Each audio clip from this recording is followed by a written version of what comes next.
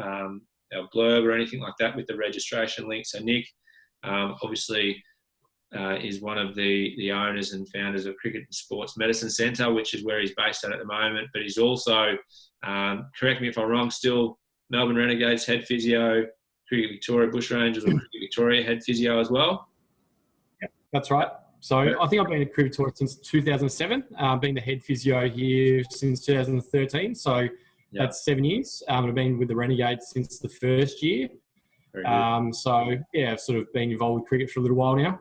Absolutely. Yeah, you know it like the back of your hand, which I think is, we'll speak about soon, but something very important, I think, with the sport and how it's so different in terms of loading and things like that on the body. Yeah. But give us a bit of a background, I guess, in terms of your, you just mentioned then that you've been with the Renegades and the Bushrangers, but also a background of what you've sort of done and where you're at now and who you've worked with and for. Yeah, so I guess we've been at our new centre at the City Power Centre in St Kilda here for the last 2 years. And we've always sort of had in the back of our mind to start up a sports medicine centre here, not just to target our elite players in our elite pathway, but to also service the wider cricket community. So we've been open since September last year. So obviously we've had a little bit of a soft opening to see how things go. We've had a bit of an influx of particularly YPL players in Victoria that are sort of playing some school cricket, YPL and some club cricket.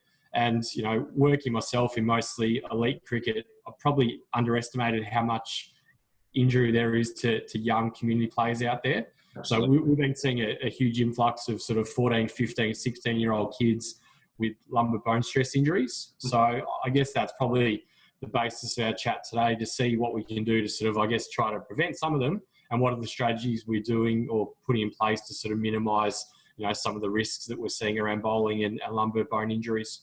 Yeah, absolutely. And I think, we've had a chat about this before, but you hit the nail on the head there. I think, this sort of stuff is not readily available sometimes for this knowledge and understanding and expertise for community cricketers. So it's a really good opportunity for those that are on here or those that watch it back.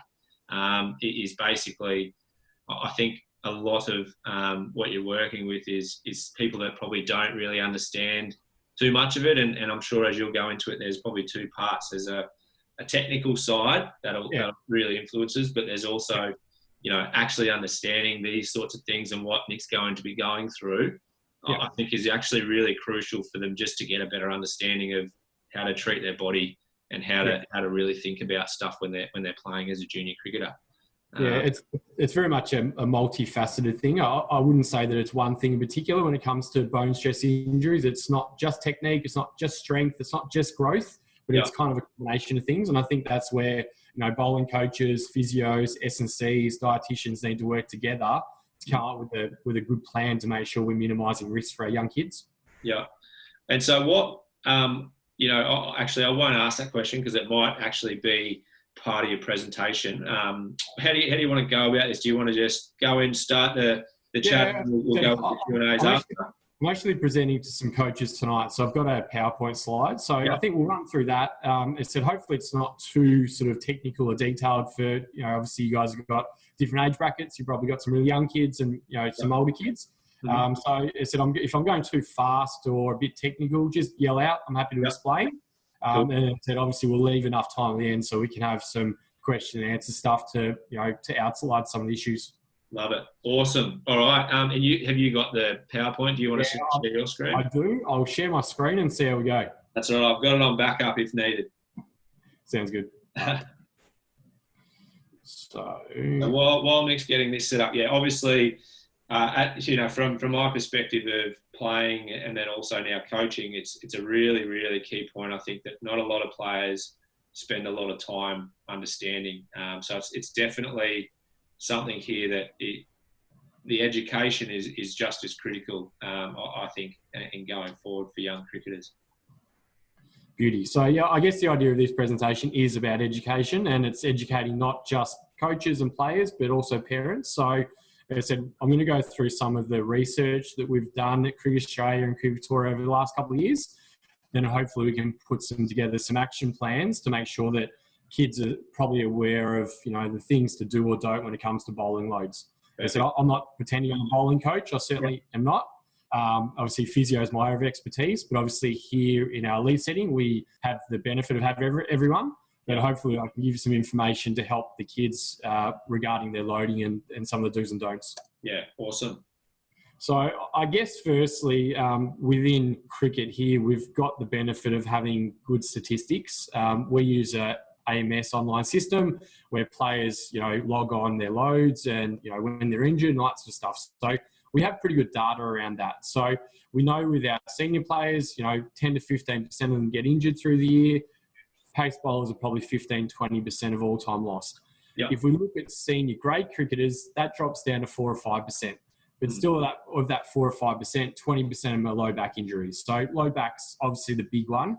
And whether that's elite or grade cricket, it's a big factor we're looking into. When we sort of go down the chain into our elite pathway, we don't have quite as good stats. Is it these kids aren't professional? Some of them that go on to make the championships do the AMS. Some kids that don't or don't make squads or once the championships are finished will drop off. Yep. So we don't have 100% data. We do know, though, from the championships that 38% of the injuries are back injuries and 45% of the time lost are due to back injuries. So obviously back's a really big one for our young fast bowlers.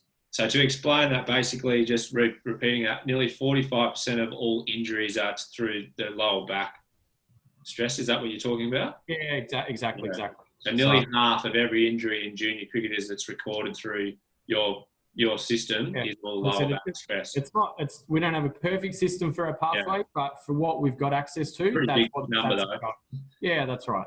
Yeah. And as I said, even in community cricket, in our senior grade cricketers, which aren't young kids, still 20% is back injuries. So it's still a fair proportion. Yeah. I said, in general, this slide's for some of the coaches. Obviously, there's some of our main common injuries. Today, we're probably going to talk just about bone stress stuff. But if anyone's got some question and answer stuff about hammies or sides or shoulders or foot and ankle, I'm happy to answer at the end. Perfect. So the first slide here is based on a study that's just completed this season. It's by Anthony Lucente, who's one of our pathway physios, which was funded by CA. So he looked at the AMS with our pathway and our senior programs over 4 years. And there was 41 bowlers that had a bone stress injury. There was 30 men and 11 female. And they crunched the data based on those 41 just to have a look at their physio screenings, all of the data that we get access to and find some common themes. So I guess the common themes that we found of those 41 bowlers were majority of them were under the age of 22. Mm-hmm. Majority of them had a previous lumbar stress fracture. And what we're finding that the reason why we want to talk to kids today is that, if you develop a lumbar stress fracture as a youngster, it's not the end of the world. It said we can heal it, we can get you better. But it also means that you're a little bit more likely to get one as a senior cricketer. So if we can try to prevent some of them at a younger age, it's going to hopefully build more resilient senior players. Yeah, agree totally. Obviously, there were some technical issues, which I won't go into too much detail, but obviously as a bowling coach, obviously lateral flexion and counter rotation is a big one. Yeah. From our area, core strength and back extensor endurance was a big thing. Hip strength was a big thing, as well as some of the balls bowled and days bowled, which I'll go into a little bit further detail after this. Mm-hmm. The MRI screening studies have been a big thing for us over the last couple of years, and it's really changed our management. We're lucky, probably 3 years ago, our under-19 program were involved in a pilot study. So our under-19 fast bowlers were sent to Vic House in Melbourne, and they were given a free MRI monthly throughout the season. They could report symptoms or not, but they weren't told the results of the scans until the end of the year, and it allowed the researchers to sort of watch what the scans were doing through the year to see whether there's what was normal and what was happening around kids that went on to develop a stress fracture. Yeah. So I guess the interesting stuff out of that was that obviously there are normal changes within bone during a season, and it's not to be alarmed, but obviously we need to be wary of what changes become dangerous. So I said there's something what we call bone marrow edema, which is, I said, basically bone bruising. And when you hear of players get a stress reaction, that's what we're talking about. So it hasn't become a fracture, but it's kind of the early phase. Yeah. So we sort of say that bone bruising or bone edema is a precursor to a stress fracture. And on this MRI study, it sort of showed that edema was there for about 3 or 4 weeks on average before they became symptomatic and had a stress fracture. So if we can kind of pick them up in the early days, then we can hopefully prevent them becoming a fracture.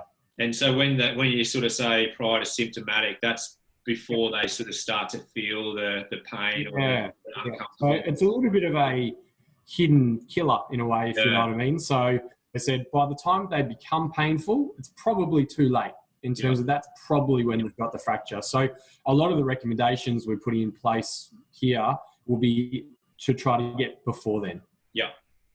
As I said, the study also showed that 50% of asymptomatic fast bowlers had some edema at the end of the season. So as we're seeing, people that have no pain, end of the season, as I said, it's pretty normal to have some edema. And it's not the end of the world, but we just need to know that it is there and how to manage it. And I think one thing that we've sort of done a little bit better in our senior programs over the last couple of years is that, rather than sort of give players 4 weeks or 6 weeks off bowling at the end of the year, we're giving them 2 or 3 months. Yeah. We kind of have the luxury in the senior program with funding to get all of our players done having an MRI, which young kids don't necessarily need to get done at the end of the season, but it gives us extra information about should we give them 8 weeks or should we give them 12 weeks? Yeah. Yeah, I think that's a crucial part, isn't it? A lot of young kids are so keen to continue to get back into stuff. It's really, especially if there's a young cricketer going into the senior, your workloads increase or whatever. It's really important to make sure you actually do give yourself time and your body time to heal. Yeah, and it doesn't mean you can't run. It doesn't mean you can't do gym. It doesn't mean you can't bat and throw and field and all that sort of stuff. It's just that bowlers throughout the year just need some periods of rest. Yeah, perfect. So, as I said, findings were edema is common. As I said, the ratio is useful for physios to manage. As I said, the MRI screenings are useful at the end of the season, but not the be-all end-all. And if there are some edema shown, we should give them a little bit of an extra rest. Yeah. CT versus MRI, probably not that relevant for you guys, but MRI is just as accurate. As I said, the surprising thing was that how long these stress fractures take to heal is that, generally when you go to see a normal doctor about a fractured leg, a doctor will sort of say they heal in 6 to 8 weeks. What we know about a lumbar bone stress fracture, probably a bit like a navicular in your foot for a footy player, is they do take a long time. So we just have to be slow and we have to be conservative. And we just need to be cautious, is that they probably do take on average, 12, 16 weeks plus to get to full healing. Yeah. So if we do end up with one, just make sure we give it every opportunity to heal in the first place. Perfect. I guess on the back of the study, it said the biggest predictors of stress fracture were the number of days bowled, which is probably a little bit different to what we previously thought about how many balls bowled. So it probably gives us the scope to bowl more, but on less days. So if you've got 100 balls to bowl per week, rather than bowling, 20 a day for, 5 or 6 days, it's probably better to get, those 100 balls done over 3 days and with a rest in between. So it showed that the less rest days also had a big factor, and a shorter mid-season break also was a bit of a factor. So, that Christmas break sometimes comes at a nice time where a bowler can have 1 or 2 weeks off bowling to freshen up the body a little bit. Yeah. Probably a pretty relevant one for you guys is growth and injury. So, as I said, this peak height velocity, which is kind of a period of your maximum growth, generally happens between 15 and 17 for boys and probably happens a little bit earlier for girls. Yeah. The key finding was that, as I said, during periods of rapid growth, we sort of found 0.6 centimetres per month or more. And, if it's half a centimetre or a centimetre, it just means that you're growing at a rapid rate and our muscles and bones are playing catch up a little bit. But if you are growing significantly in a short period of time, it does mean you are at a higher risk of injury. And we sort of have that saying that they grow long before they grow strong. So, when you do grow in height, we've just got to wait a little bit until our muscles, one, catch up in length, but also get new strength to be able to cope with that new height and that new bone. Yeah. So I guess with growth, our recommendations are measure height regularly, and that can be tricky when you don't have, an S&C or dietitian to do that. But maybe at home, one of your parents could do that on a monthly basis. Yeah. And if we are seeing periods of rapid growth, so just look at ways of combating load. If we can reduce load a little bit during that time, or just hold the amount you're bowling that time to get through that period. It's hopefully going to get us through to the other end and be injury-free. Perfect. As I said, I can send you, Joel, a standardised sort of thing that we usually use for measurement, because it's reasonably important when you do measure to do standing and seated, so we can get a bit of an idea of overall height versus trunk height. And the setup's pretty important, because if you tilt the head wrongly, you can easily miss it by a centimetre and just think that they're growing more than what they are. So if you can have a consistent setup, and time of the day is really important. So if you do it morning versus night, is that our discs usually lose about a centimetre. I've lost a bit of light there. They usually lose about a centimetre per day through fluid loss. So as I said, a consistent time of measurement is important as well. Nutrition-wise, I won't go into that too much. I'll just say that it's important to eat well, particularly as you're growing. A lot of our fast bowlers probably don't eat enough. And, when our bone's trying to remodel after you bowl, or when you're trying to grow, if you're not giving it the nutrients you need, then obviously you're putting it under more stress. Okay. The next one was, as I said, based on our under 15s. The interesting thing here was that in that 2-year period, 2017 to 2019, there was 30 bone stress injuries. So if you think about that first study in 4 years, there was 41, and that was across the senior program. In the 15s alone, there was 30. So there's a hell of a lot happening in that age group. Especially it's just the under 15s nationals. Just under 15s. So that wasn't 17s to 19s. So there's a hell of a lot happening in that age. I guess the key factors were that, these bone stress injuries are happening, that 1 to 2 years after that growth spurt. Yeah. Most of the bone stress is happening early or late season. I'd say the stuff that happens early season is probably some of that carryover edema from the previous season, where they haven't given enough rest, or the ones that happen at the end of the season, they've just bowled too much and they haven't had the adequate rest when they need to. So I guess the key things to take out of the under 15 report was that we need to prepare our young fast bowlers gradually. So, I'll have a look at the community recommendations in a little bit, but, on average, for very young kids, it's probably 3 or 4 weeks of bowling before the season. As you get up towards your 17, 19-year-olds, it's probably 8 to 10 weeks of bowling before the start of the season, gradually ramping up your intensity. Yeah, I think that's where, from personal experience, that's where there's not an issue, but that's where there could be some imbalance as well. A lot of community clubs don't really start their junior under 14s or whatever training until the week before the start of the season. And that could be a contributing factor. And that's, why with our academies, we have that six-week preseason block before they start playing to try and get that 4 weeks of bowling load. Yeah, it's a really good idea. And I think even you see with, senior grade teams is that you generally rock up, whether it's the start of July or August, and first session's bat v ball. So it'd be nice if bowlers can, for at least a couple of weeks, do a little bit of shadow bowling, a little bit of target bowling, a spare net at, 70, 80, 90%, or you bowl to a batter, because often by the time you get into a live net with a batter, you tend to want to bowl at 100%. Absolutely. Cannot agree more. Yep. The other thing that came out of this was the 1-3-5 philosophy. So the 1 means 1 day off between bowling sessions. So preferably if you bowl on a Tuesday, you have Wednesday off bowling, you can have a bat, you can do gym, you can have running, but you don't bowl again until the Thursday. 3 days of bowling per week would be ideal. There'll be, of course, periods where you might have to bowl a little bit less, a little bit more, but 3 on average is kind of what we're targeting.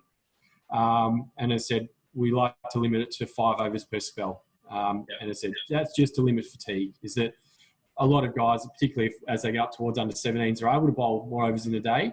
But if you're bowling 5 or 6 more overs, you generally lose your form and technique through fatigue. And with that recommendation there, is it 1 spell a day? So how you're saying that 1 day, could they bowl a 5 over spell at training and then come back and bowl 2 overs at the end of the session after they've done some fielding, or? Definitely. So would much prefer to do that than come back the next day and bowl those 2 overs. So it's better to get all your balls done on the 1 day. So as I said, the most important thing is that the 1 day off and the 3 bowling days per week where possible. The 5 overs is a guide, but if we tend to bowl more than 5 overs, we tend to fatigue. So as I said, if you can do your 4 or 5 overs, have a hit, have a field, whatever you're going to do. Yep. I said, give it 20 minutes or 30 minutes while you're doing that stuff, come back and bowl the rest of your allocated overs, then you're probably going to be a little bit safer. Yeah, agree. Sweet. Yep. Like other loading principles, we like to have one down or lower week every 4 weeks. So instead of bowling your 3 sessions, you might bowl 2 every one every 4 weeks, just to sort of build your loads up, bring it back down, and then you can build up again. As we discussed, that 1 or 2 week break over Christmas is really handy. Recording height can be useful, and just being aware of those growth spurts. And we sort of said that, you know, any symptomatic fast bowlers probably should be going to see a physio doctor that has some experience in cricket. Yeah. Because if we can pick up those stress fractures early, it's going to help with management. Absolutely.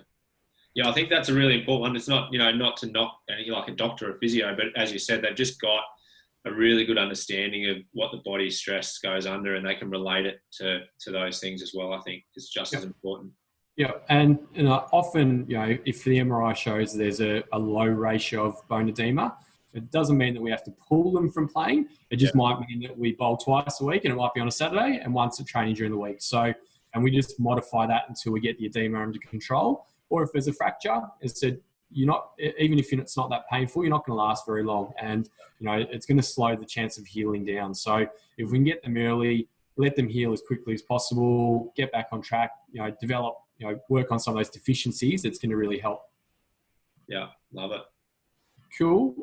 Last slide here is based on our own pathway. So in 2018, we had a really poor season in our under-17s. I think we had close to 10 of our 17s stress fracture, and it probably follows along the line of the under-15s. Mm-hmm. And it was a little bit of a younger cohort. We probably spend most of our time with our under-19s and our Futures League guys.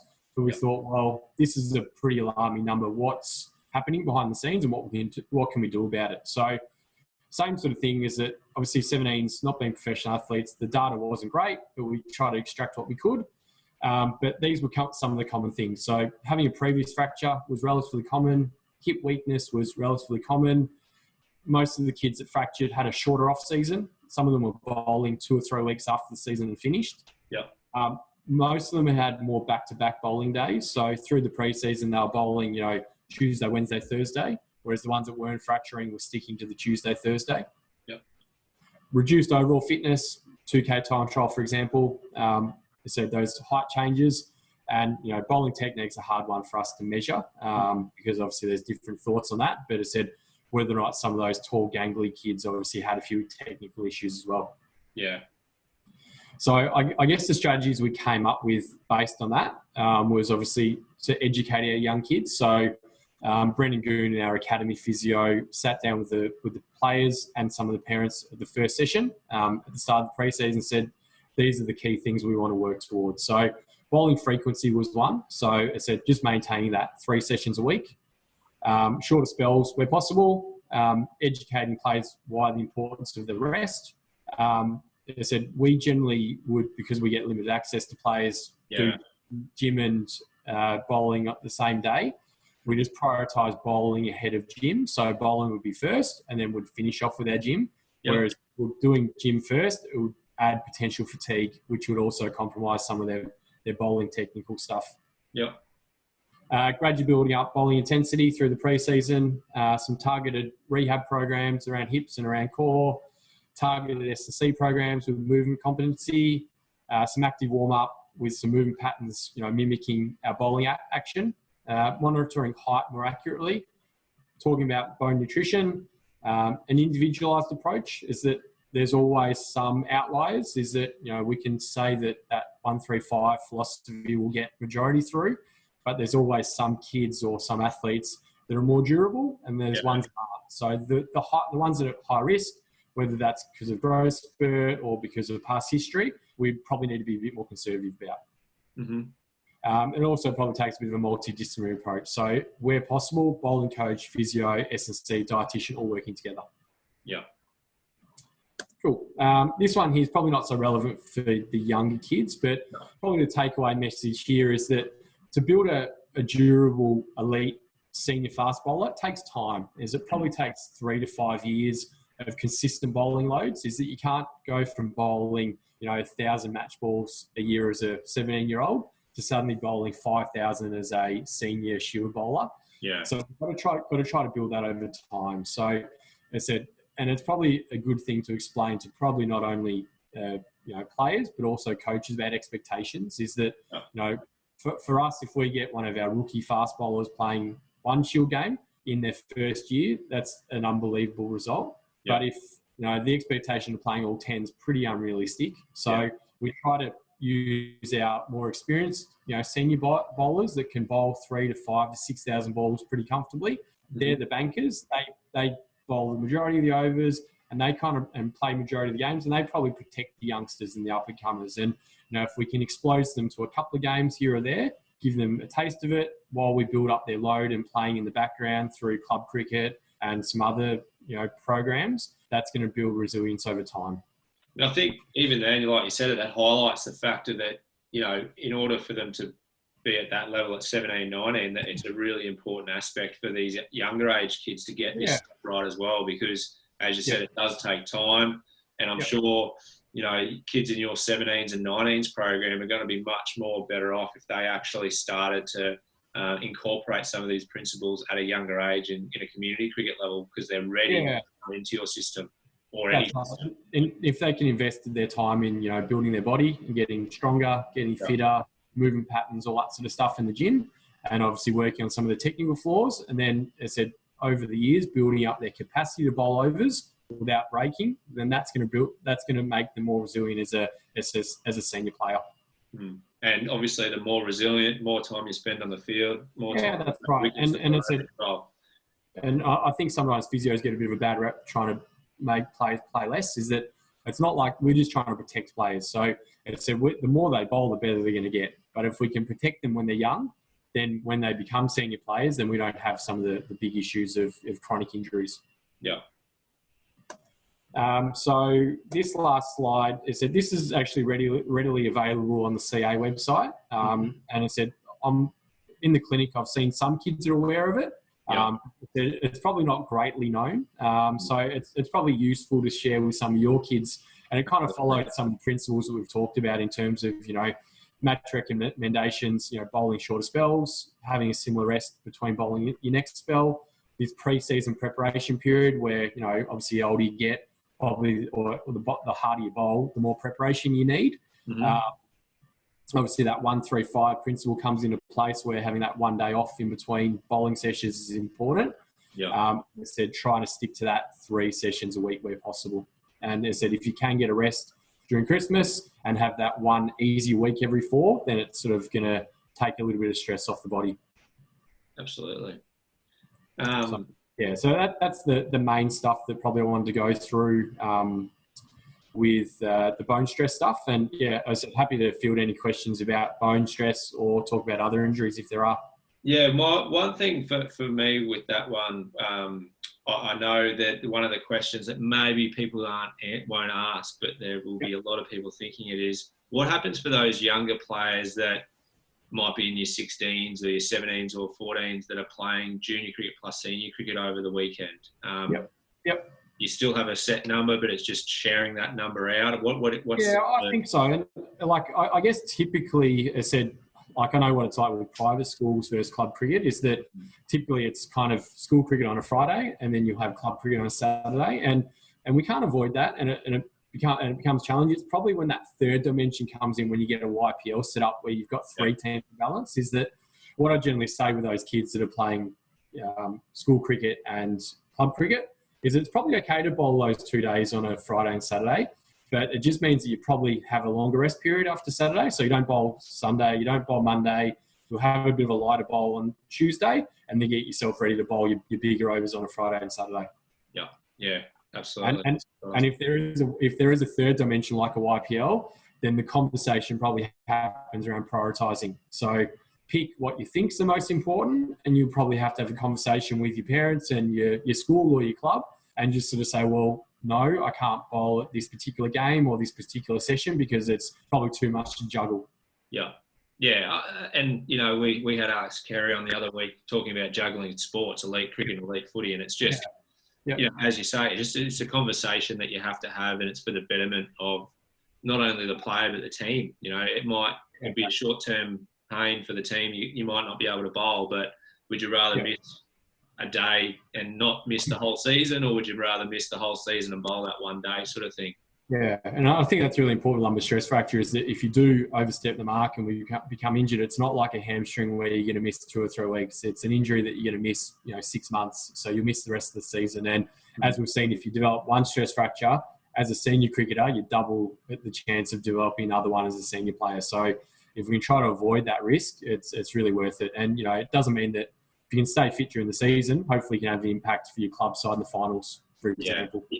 Definitely. All right. So what we're going to do now, if anyone's on our stream, or there are on our streams, we've got a few people with questions coming in. Pop in your questions in the chat bar or on the comment section on our Facebook, and I'll try and juggle it all and navigate around our 3 different platforms that we've got. But I've got a couple here. The first one I'm going to get is...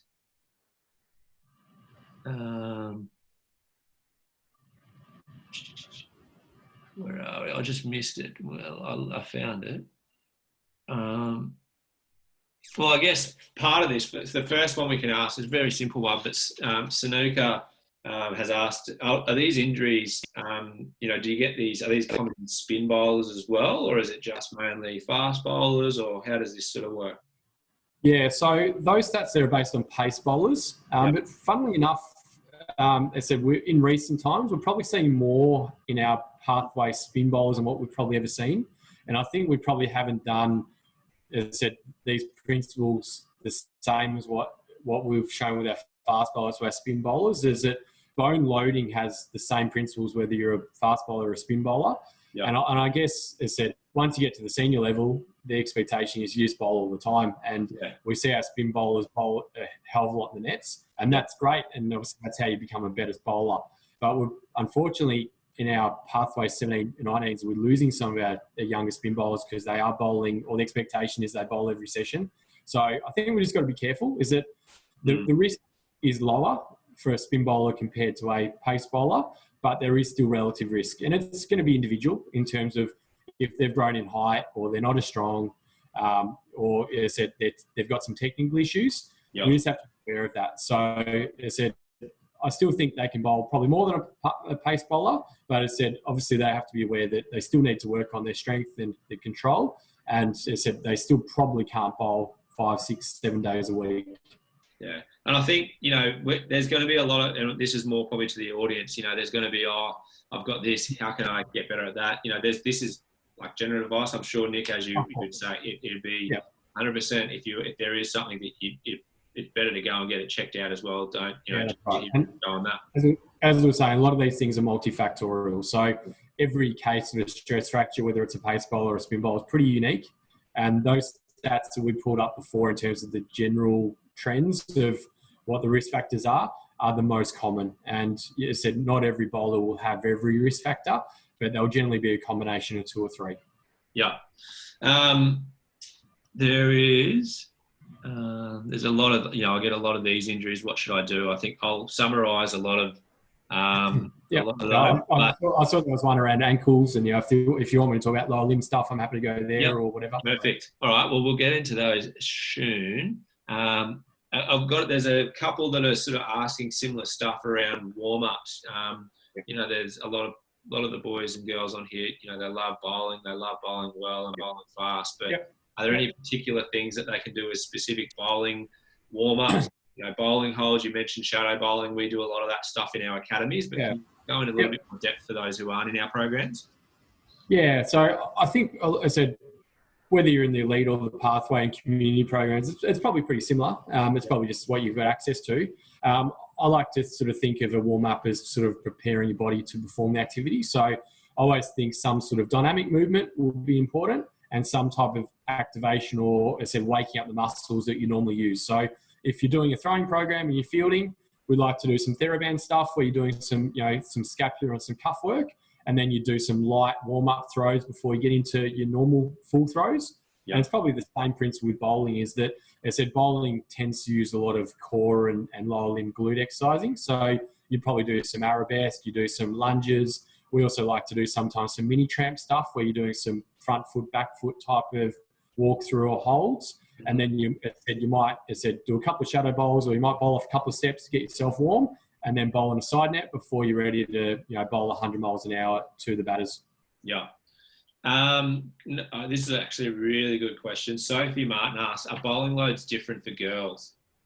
Yes, yeah. In some respect, yeah. So as I said, those stats there are based on men's, and obviously the injuries in men's cricket or boys cricket is higher than females. Okay. We see in our elite female system is our overall injury rate's probably between 5 to 10%.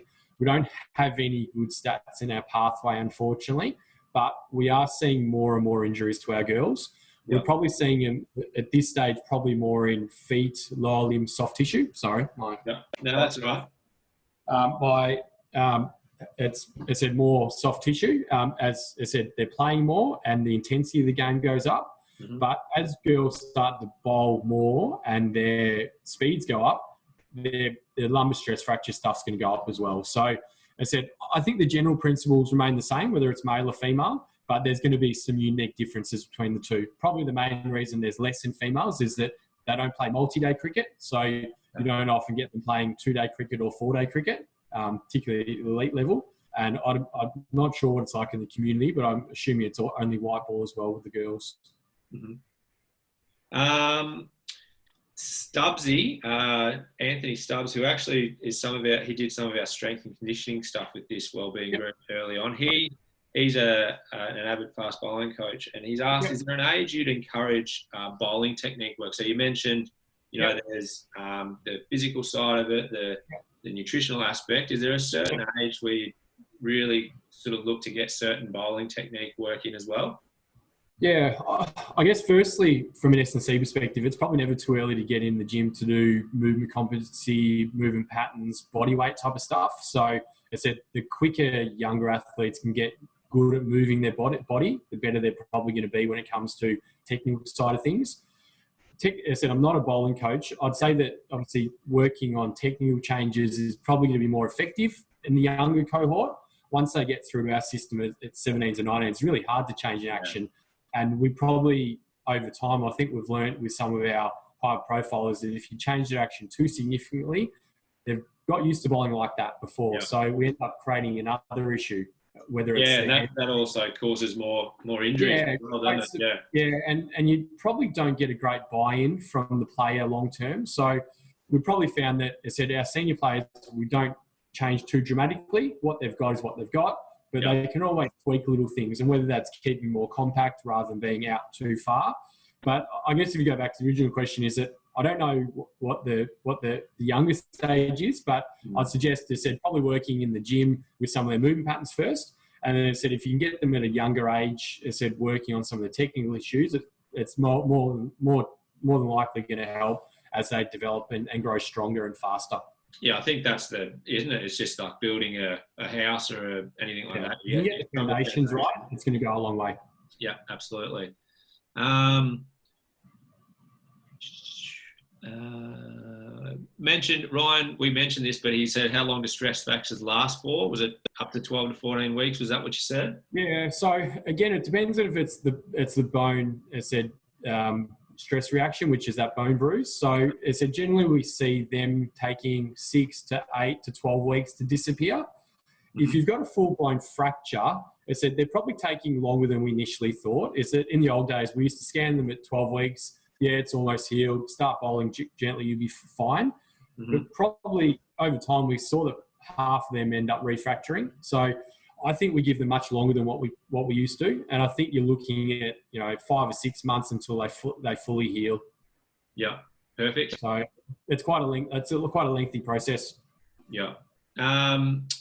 Win G's asked, will swimming help with injury prevention or anything? I think that's more of taking the load off the body and giving it something else. Yeah. Yeah. So if we go back to the last question about the bone stress stuff and rehabilitation, is that generally, if they're asymptomatic and have edema, and we want to give them a rest off bowling, they'll still be able to run, they'll still be able to do gym, swimming, bike. Generally, if they're symptomatic and they've got edema, we give them a couple of weeks off running, but they can continue swimming and bike. Yeah. If they're a fracture, we usually give them probably 6 weeks or so off running, because obviously running impact, a little bit of extension can aggravate healing. But as I said, usually swimming's fine from day one. So I'd say that swimming and bike is a good exercise or activity to do away from bowling, and it's good idea to do that in your rest days. Yeah. Rohan, this is a two-part question. I'll say what Rohan asked, and I want to add to like maybe a solution and get your thoughts on it. But he said it's really hard to know what to juggle. You know, school cricket's important, and then club cricket's important, and then regional cricket, you've got the pressure to do well. How can you prioritise? They're all equally important for a 12-year-old. My question is, if they're playing, you know, club cricket, school cricket, and they've got rep cricket on top of that, can you just take out some sessions? As you said, it's a 1-3-5 or thereabouts. Is it just to then take a training session out, or how does that exactly? Yeah, I think, as I said, it really depends on how your week looks. Is that if there's one training, one game for the 3 teams, that ends up being 6 sessions for the week. So bowling 6 times is obviously way too much. Yeah. But if you can somehow space out the week where you're not bowling your three sessions 3 days in a row, then it doesn't matter if it's match or training. In reality, you'd probably prefer it to be in a match. You'd probably improve quickly or more beneficially in a game. They said most of your technical stuff should be done in pre-season anyway. Yeah, and so from a coach's perspective, it's just about, you know, it's when we say that, it's not you can't train. You can still bat, you can still do some bowling, some fitness, or still catch and field. It's just the bowling stuff you might need to save your overs for those 3 sessions, which may be in a game. Yeah. Kale's asked, what are some good things to do if you have an Achilles injury? He's a keeper. What are keepers most likely to injure, and how is there any way to prevent it? Yeah, I guess we'll probably talk about lower limb in general. And as I said, we're seeing that more and more in our pathway in our female cricket, particularly as game intensity goes up and workloads go up. Mm-hmm. I think the key things to look out for lower limb injury is obviously calf strength is really important. And if we're taking that Achilles example as the main one, is that the stronger your calf is, the calf muscle, the more it takes the load off the tendon. Yep. Tendons like to be loaded, so pure rest is probably not going to help an Achilles tendon. They like to be loaded, and somewhat similar to bone, where you have a loading day, a rest day, a loading day, a rest day. But as I said, if you can build up calf strength, calf endurance, and that means by doing single leg calf raises, 25 is probably our goal. If you can do 25 single leg calf raises, that's going to go a long way to preventing that. As I said, then there's some biomechanical issues around the feet, whether that's footwear or orthotics or foot intrinsic strength. And the other thing sometimes can be, hip or proximal control, is that you can have the strongest calf in the world, but if you can't do a single leg squat, and when you're running or bowling, you're collapsing everywhere, it's also going to put different forces or stresses on the tendon. Yeah, love it. We'll go 2 more questions, because I reckon that, that's sort of spoken about a lot of the lower leg stuff. Everyone's got, I've got knee issues, I've got whatever. It's about developing that strength and that's right. And the knee's probably going to be a bit more around the quad, but as I said, same principles. Yeah. So Adam Eastgate's asked, it's actually a really good one for a young person to come up with it and ask it. If you have an injury in the preseason and when you've recovered, the season's nearly started, do you need to do the same process as you would have done, or do you just jump straight into your season? So say he's injured, doesn't have a preseason and starts games, and he's a week out. Would he still have to find that build-up and load of preseason? Yeah, it probably depends on the injury. So obviously, if it's a soft tissue injury and you've only missed 2 or 3 weeks, if you've done the whole preseason, it's not the end of the world. By the time you rehab the hammy, if you've got your running volumes up, you've got your bowling intensity back up to scratch, you're probably ready to go. But if you're a bowler that's had a lumbar stress injury and you haven't done any bowling through the preseason, then you need to be able to build up your bowling, load and intensity to get ready for a game. And as we talked about, for the 12-year-olds, it's probably 3 or 4 weeks of bowling. As I said, for our 17 to 19-year-old boys, it's probably, depending on the format, but at least 6 to 8 weeks for a one-day game, and probably closer to 8 to 10 weeks for multi-day cricket. Yeah. And then on that, is there any, I don't want to call it like a protocol or tick and flick sort of thing, but when they do come back, like, do you give your athletes certain requirements of you have to bowl pain-free, or if there is pain or anything like that, you have to go back a step, or are there step-by-step sort of processes in getting back to playing? I guess for any of our longer-term injuries, and we probably classify longer-term 4 to 6 week plus. So if you've got a 1 or 2 week calf or hammy, probably doesn't satisfy that. But if you're a longer-term injury, we have a return to play protocol, and there's a series of things that we want to tick off through that period. And whether it's a 6 week or a 6 month type of thing, early on it's very clinical, and that's around pain and physio testing and objective measures. But as we get down the track, that's going to be fitness testing with our S&C, whether that's lifting or running. Then it's going to be cricket specific, and that's going to be making sure if they're a bowler, they've ticked off building up to 100%, building up their chronic load to what we need to be prepared for a game. But then also ticking off what the requirements are in the field in terms of agility, change of direction, having a certain number of fielding sessions to prepare them ready for the game. Yeah. So I guess this is me putting a community cricket, a young kid that came through and didn't really have many resources until got into looking at that stuff. But advice would be, if there was a longer term injury, my personal would be go to someone like yourself to be able to have a strength and conditioning and a physio to have an injury management plan sort of placked out. Not, all right, 4 weeks, the physio said I'll be back in 4 weeks, wait 4 weeks and then start bowling for an hour and a half after that. Yeah, I agree. Is that if it's a long-term injury, it needs to be respected, and there needs to be some sort of intervention from a cricket doctor or a cricket physio or a cricket trainer of some degree to make sure medically it's managed well, because obviously we need that tissue or that injury to be healed in the first place. Once we've got full healing, and whether that's a soft tissue or a bone, is that then we can gradually introduce skills. And as I said, obviously at community level, yes, you don't have a specialist skills coach, you don't necessarily have an S&C, but as I said, that physio you're working with can give you some guidance around what gym exercises, what conditioning exercises you're going to be doing around your training. And as I said, obviously gradually building up your training load in preparation to play. Yeah, I think that's important. As I said, I just see so many players go, right, okay, I'll go to see the physio or the strength and conditioning coach once because I don't want to go again, or it costs a bit more money or whatever. My personal advice from actually having to retire due to injury now are go and see the people once, and then when you need to have a team, you're not seeing them every week, you're not seeing them all the time, but you do need people that you want to go and actually give you the advice that they're specialised in to get you back to playing, not, right, I'm out for 6 weeks, cool, week 6 I'm going to just start playing again. Yeah, and typically if we take the bone stress fracture, which is a 6-month return to play, is that in the clinic, I typically don't see those kids every week. It's not about pushing on their back every week. It's about actually them getting stronger and giving it time to heal. So traditionally, I'd probably catch up with them every 4 to 6 weeks. So it's not something I need to see them every week. We review every 4 to 6 weeks. They go away and work in the gym. They go and work on what they need to work on. They come back, we review, check how they're going, and then we progress it to the next phase. Yeah, love it. All right, last question. It's actually not really, or it is a cricket-related one, but Jesse McGuire's asked, what was your pathway in becoming a physio? Was more experience required to be tied in as a sports physio or to enter the sporting industry? It's much different working as a sports physiotherapist to an in-clinic physio. So there's a couple of questions in there, but... Yeah. I guess, that's always a common question among physios. And because I guess a lot of people study physio with the hope of getting into sports physio, and particularly having a job working full-time for a sports team. Unfortunately, there aren't that many jobs out there. And I guess in the current climate, with a few sporting codes being in a bit of financial trouble, there potentially will be a little bit less in the next year or two. Yeah. My advice would be, as I said, obviously you need to be a physio to start with. My experience would be just to get your teeth in there.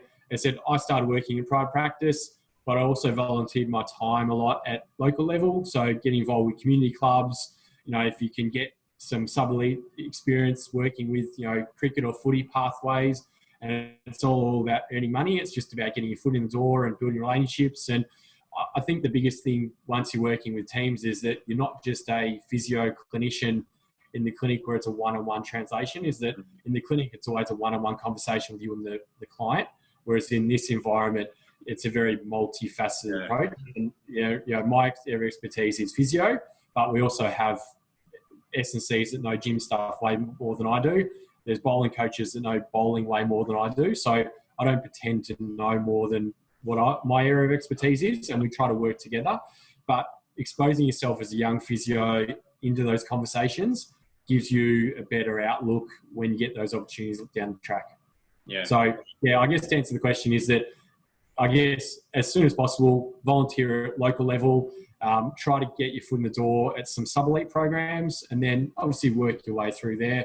There's some obviously sports masters programs which give you some additional knowledge, but a lot of it you can learn with working with other professionals within elite clubs.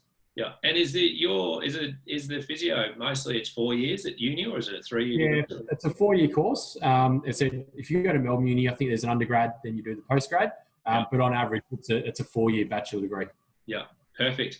All right, and from your perspective, obviously, you know a lot of stuff. You're really well resourced, really well connected, and as I said, our biggest tick is you're actually in cricket, and that's a massive thing for our sport, especially with bowling loads and fast bowlers and spin bowlers.